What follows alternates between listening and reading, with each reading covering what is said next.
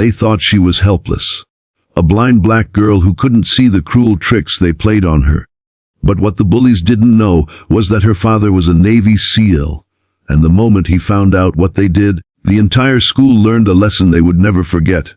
Amara Johnson had learned to live in darkness. She was born blind, but that never stopped her spirit from shining. Her smile was soft, her voice gentle, and her heart strong.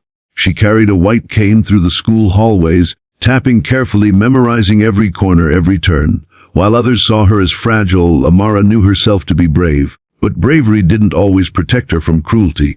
At Eastwood High, bullies often searched for easy targets, and to them, Amara looked like the weakest. It started with whispers when she walked by.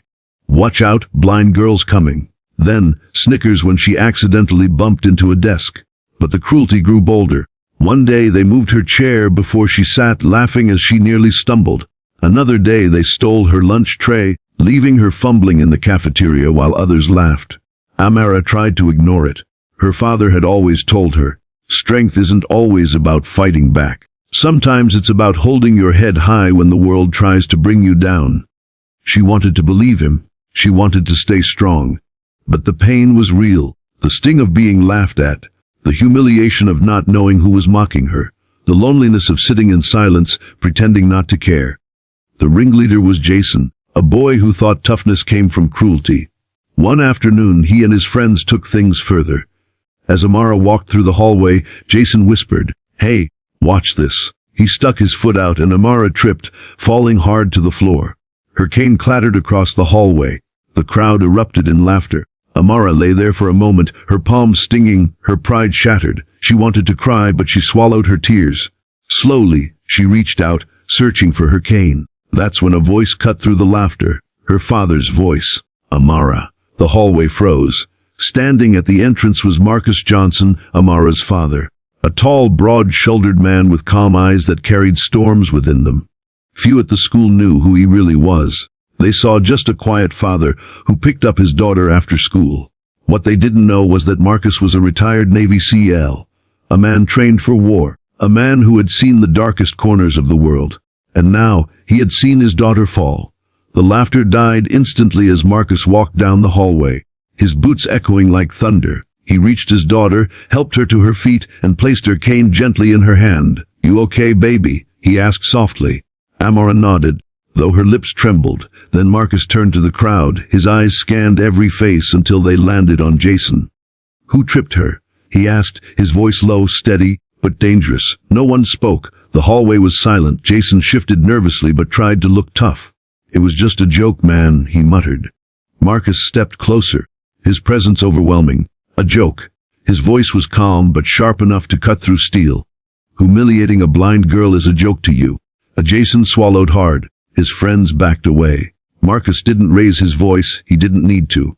Instead, he spoke with the authority of a man who had commanded soldiers, who had faced death, who knew true strength.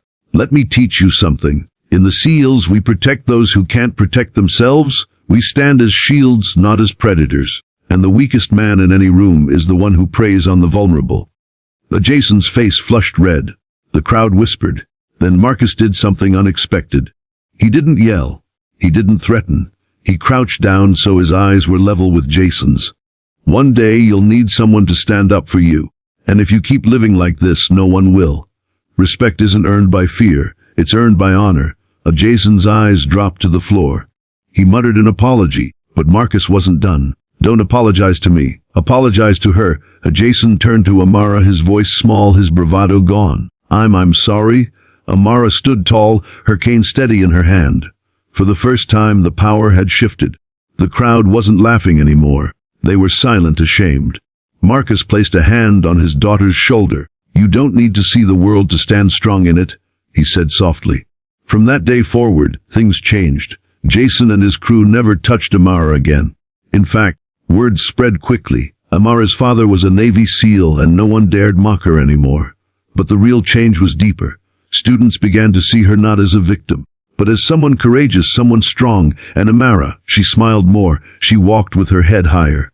She realized that sometimes strength isn't about fighting with fists. It's about knowing you're not alone.